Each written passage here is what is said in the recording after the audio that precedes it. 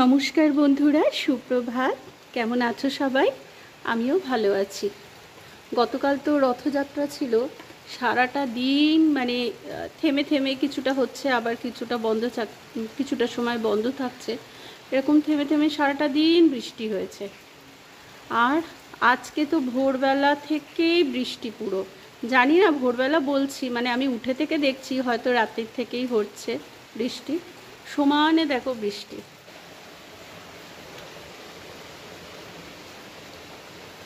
এখন 10টার মতো বাজে। তো আমি এখন টিফিন বানাচ্ছি,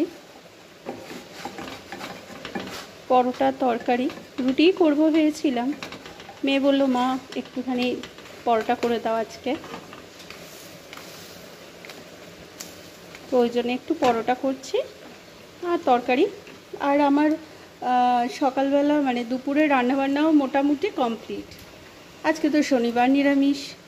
ভাত এখনও হচ্ছে এখানে, আর ওদিকে তোমার ডাল হয়ে গেছে, একটা সয়াবিনের তরকারি করেছি। আর করব আজকে একটা নতুন রেসিপি, যেটা আমি কখনো আগে করিনি, সেটাই করব আজকে। সেটা হচ্ছে কাঁকরোলের একটা রেসিপি করব। কাঁকরোল আসলে, বাজার থেকে কাঁকরোল আসলে সাধারণত আমি ভাজাই করি বেশিরভাগ, কারণ কাঁকরোলের তরকারি তো খেতে চায় না সেরকম। আমারও যে খুব একটা ভালো লাগে তা না। তো আজকে যেহেতু নিরামিষ, তো সেই কারণে ভাবলাম যে একটা কিছু করি। এমনি দিনে কি মাছ থাকে, একটু ডাল মাছ বা একটু তেতো করলেই হয়ে যায়। আর নিরামিষ দিলেই মনে হয় একটুখানি কিছু, একটু বেশি পদ রান্না করি, অনেক কিছু করি।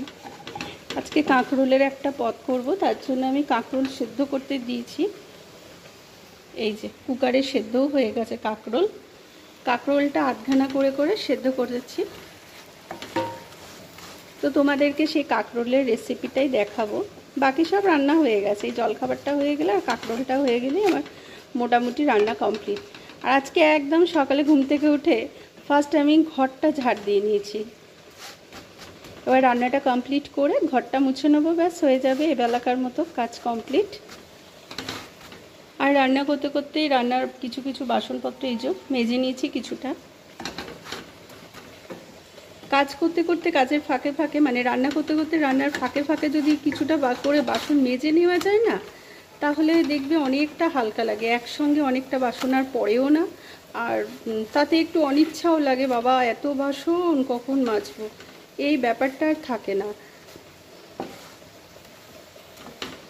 আর সময়টাও সাশ্রয় হয়। মেয়েকে আর মাকে আগে দিয়ে আসি। মায়ের চা খাওয়া হয়ে গেছে, বেশিক্ষণ না, কিছুক্ষণ আগে উঠলো, উঠে চা খাওয়া হয়ে গেছে। মেয়ে তো সকালবেলায় উঠেছে, তো ওরও দুধ খাওয়া হয়ে গেছে ভোরবেলায়। ওদের দুজনকে আগে টিফিনটা দিয়ে এসে আমি খাবো। কি হারে বৃষ্টি হয়ে চলেছে, বর্ষাকাল মানেই তো বৃষ্টি। কিন্তু কি বলো তো, জামা কাপড় শুকানোর খুব সমস্যা। আর আমি তো রোজ রাস্তাঘাটে বেরোই না, দরকার না পড়লে সেরকম বেরোই না, কারণ যেহেতু আমি কোনো চাকরি বাকরি করি না, হাউসওয়াইফ, সেহেতু অবশ্য চাকরি বাকরি করি না করলেও বললেও ভুল, আমি তো বাড়িতে টিউশন করি। আর তো যাই হোক, হাউসওয়াইফই তো বটে। তো সেই কারণে রোজ তো আমার আর রাস্তায় বেরোনো পড়ে না। কিন্তু যারা ধরো রোজ রাস্তায় বেরোচ্ছে, হ্যাঁ, সকাল সন্ধ্যার ডিউটি করছে, তাদের অবস্থা বোঝো তো। রাস্তায় তো কোনো কোনো জায়গায় জলও জমে গেছে, জল ঠেঙিয়ে ঠেঙিয়ে যাচ্ছে, কি কষ্ট। বর্ষাকালটা না মোটেও ভালো লাগে না একদম, রাস্তাঘাটে একদম বেরোতেই ইচ্ছা করে না, কাদা। কিন্তু দেখো সব কিছুরই সুফল কুফল আছে। একটা কি সুন্দর পাখি, আমাদের এদিকে এত গাছপালা থাকার জন্য না প্রচুর পাখি আসে, আর পাখির ডাক শোনা যায়। আজকে বৃষ্টি বলে আর কোনো আওয়াজ শুনছি না। সকালবেলা এই পাশটা, এই যে এই দিকটা দেখো, এই দিকটা পুরো জঙ্গল,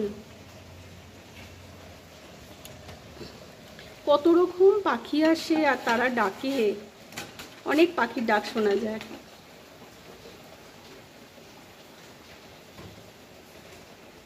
হ্যাঁ, যেটা বলছিলাম, বৃষ্টি না হলে চাষবাসও ঠিকঠাক হবে না।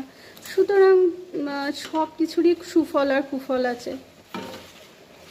আমরা যখন স্কুলে পড়তাম আমাদের এক বেঙ্গলি টিচার ছিলেন, সেই টিচার বলতেন, ভালো মন্দ সুখ দুঃখ অন্ধকার আলো সব নিয়ে মনে হয় এ ধরনই ভালো। কথাটা সেই সময় অতটা গুরুত্ব দিতাম না বা বুঝতাম না, বাট এখন আমি কিন্তু খুব ভালো করেই বুঝি যে জীবনে যেমন আলোর দরকার, আলোর পিছনে অন্ধকারটা দরকার। যখনই অন্ধকার আসে তখনই মানে আশা জাগে মনে যে অন্ধকার যখন এসেছে এর পিছনে আবার আলোও আসবে। সেরকম মন্দ আসলে ভাবি ভালোও আসবে, সেরকম দুঃখ আসলে মনে করি দুঃখের শেষ হয়ে একদিন সুখও আসবে। তো চলো, অনেক জ্ঞানমূলক কথাবার্তা বলে ফেলেছি, এবার মেয়েকে টিফিনটা দিয়ে আসি, 10টা বেজে গেল।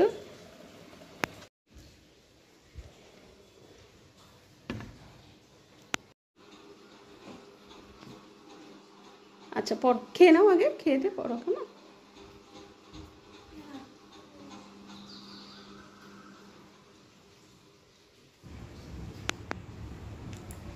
আমাদের রথ এখন মাসির বাড়িতে রয়েছে, এই ঘরটাই মাসির বাড়ি করেছি। চলো বৃষ্টিতে বাইরের অবস্থাটা একটু দেখে আসি।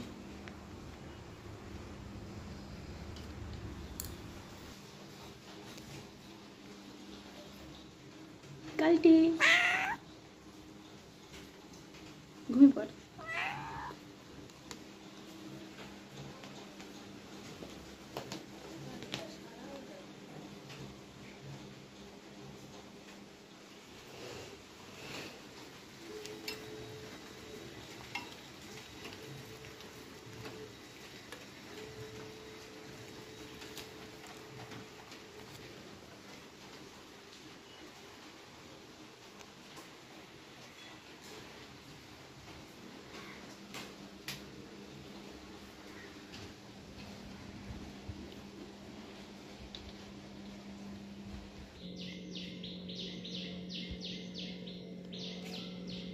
কাঁকরোলটা সেদ্ধ করে নিয়েছি, 3টে কাঁকরোল নিয়েছি, আধখানা করেছি, 6টা পিস হয়েছে।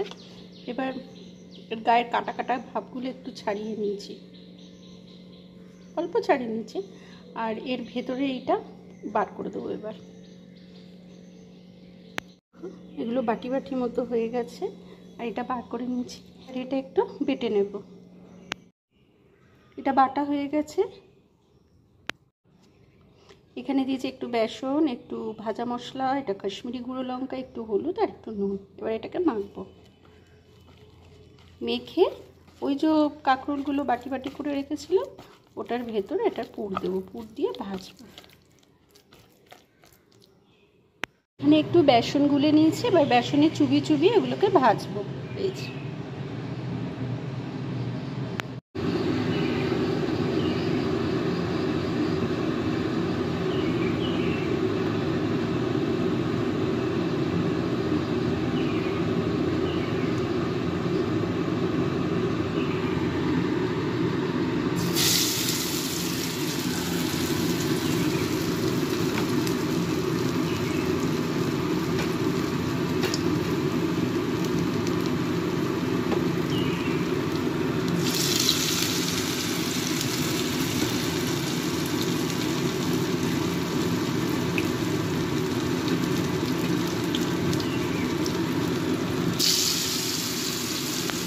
ভাজাগুলো হয়ে গেছে,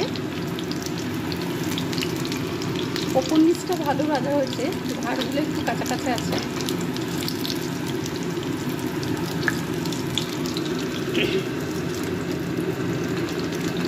এগুলোকে মনে হচ্ছে একটু ফুটবলের মতো গোল খাইয়ে খাইয়ে ভাজতে হবে, ধারগুলো যেহেতু একটু কাঁচা কাঁচা ভাব আছে।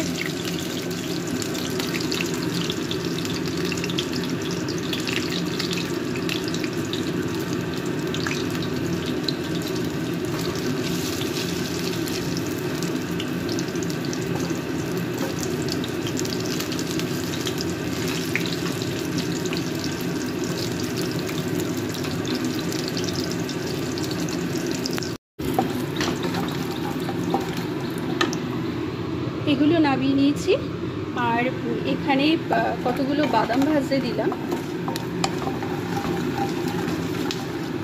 বাদাম ভাজাটা গুঁড়িয়ে তরকারির উপরে যে ভাজা মশলা ছড়িয়ে দেবো, আর বাদাম ভাজাটা গুঁড়িয়ে দেবো।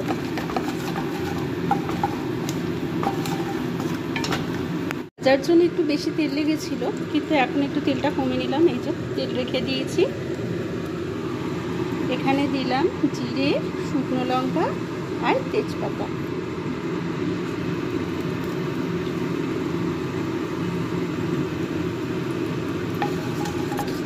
এটা একটু পেঁয়াজ রসুন দিয়ে কষিয়ে করলে ভালো হতো ঝোলটা, কিন্তু যেহেতু আজকে শনিবার আমাদের নিরামিষ, সুতরাং নিরামিষেই করছি।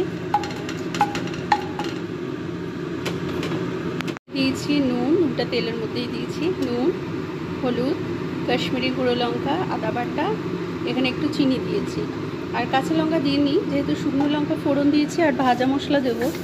আর আমার ভাজা মশলাটাতে বেশ অনেকটা করেই আমি শুকনো লঙ্কা দিই, সুতরাং ওটা দিলে তরকারিটা মোটামুটি একটু ঝাল হয়ে যায়।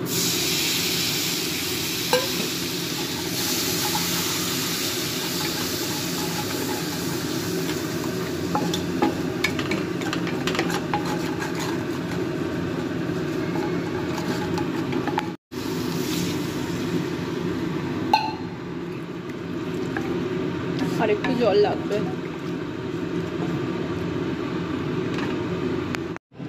বাদাম বাটাটা নিয়ে নিয়েছে, আমাদের সাথে খেতে করবো।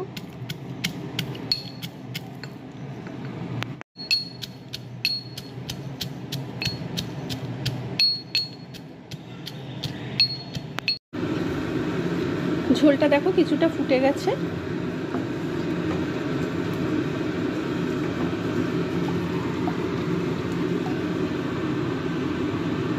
এবার এটা ঢেলে দেবো এখানটায়। এর উপর এবার এই বাদাম যে থেতো করলাম, বাদাম গুঁড়োটা ছড়িয়ে দেবো।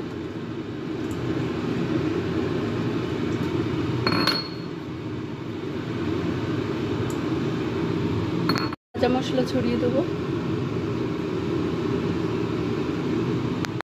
উপর থেকে একটু ঘি ছড়িয়ে দেবো।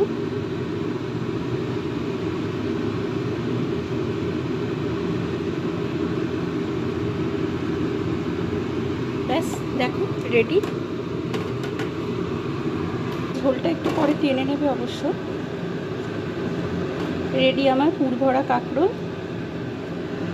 এগুলো আবার ভাজাও খাওয়া যায় ডালের সাথে, আবার এইভাবেও খাওয়া যায়। তো চলো বন্ধুরা, আজকের মতো ভিডিও এখানেই শেষ করি। আর কেমন লাগলো আমার নতুন রান্না তোমরা জানিও। আসি তবে আজ, সবাই খুব ভালো থেকো, কেমন?